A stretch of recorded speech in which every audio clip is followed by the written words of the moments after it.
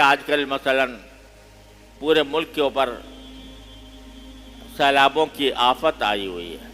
اللہ تعالی ہمارے گناہوں کو معاف فرما دے. ہمارے شامت اعمال ہے.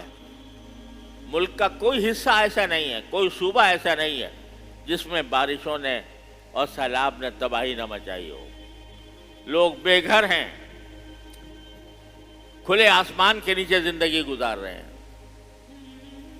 اور پینے کو پانی یوں سیلاب ہے لیکن پینے کا پانی میسر نہیں، کھانا میسر نہیں.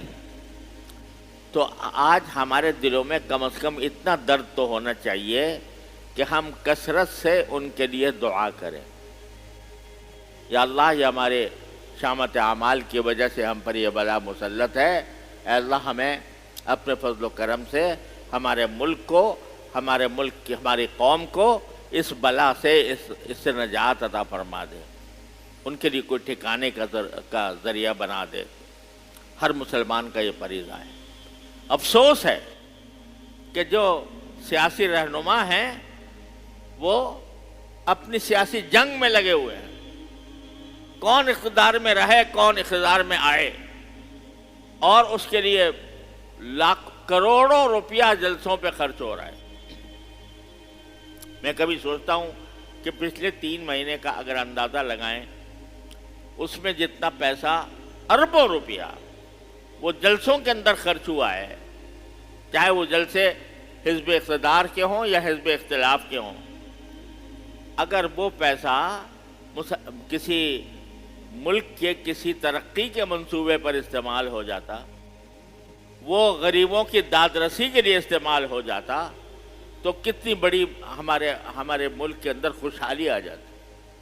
لیکن زبانی دعووں میں، تقریروں میں اور بیانات میں اس پیسے خرچ ہو رہے ہیں اور وقت بھی خرچ ہو رہا ہے.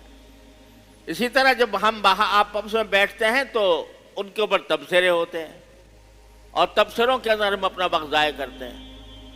تمہارے تبصروں سے کیا حاصل ہوگا؟ کچھ بھی نہیں. یہی وقت اگر اللہ تعالیٰ کی طرف رجوع کر کے اللہ تعالیٰ سے مانگو کہ یا اللہ، ہمارے ملک کے حالات کی اصلاح فرما دیجئے، ہمیں اچھے حکمران عطا فرما دیجئے، ہماری حکومت کو ہدایت عطا فرما دیجئے، ہمارے لیڈروں کو ہدایت عطا فرما دیجئے، اور اللہ جو سیلاب کی مصیبت آئی ہوئی ہے اس سے ہمیں نجات عطا فرما دیجئے. تو ذکر میں صرف ہو رہا ہے یہ وقت. اور اللہ تبارک و تعالی اگر ہمارے گناہوں کی مغفرت فرما دیں گے تو انشاءاللہ یہ مصائب بھی دور ہو جائیں گے. ہر مسلمان کا یہ کام ہے کہ اپنا وقت اس میں خرچ کرے. اللہ تبارک و تعالی اپنے فضل و کرم سے، اپنی رحمت سے ہمیں اس کی توفیق عطا فرمائے. پچھلے جمعہ کو میں نے اپیل کی تھی کچھ سیلاب زدگان کی امداد کے لیے. الحمدللہ لوگوں نے اس میں بڑھ چڑھ کر حصہ لیا ہے، اور ابھی بھی اس کی ضرورت ہے کہ لوگ اس کی طرف متوجہ ہوں اور اپنے پیسوں میں سے کچھ پیسے اس کام کے لیے نکالیں، جس کا طریقہ میں نے بتا دیا تھا.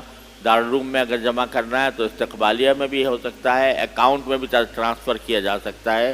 اس کا طریقہ ہم نے اس کے ذریعے، سوشل میڈیا کے ذریعے سب لوگوں تک پہنچا دیا ہے. اللہ تبارک و تعالی ہم سب کو اس کام میں حصہ لینے کی توفیق عطا فرمائے. وآخر دعوانا الحمدللہ رب العالمین.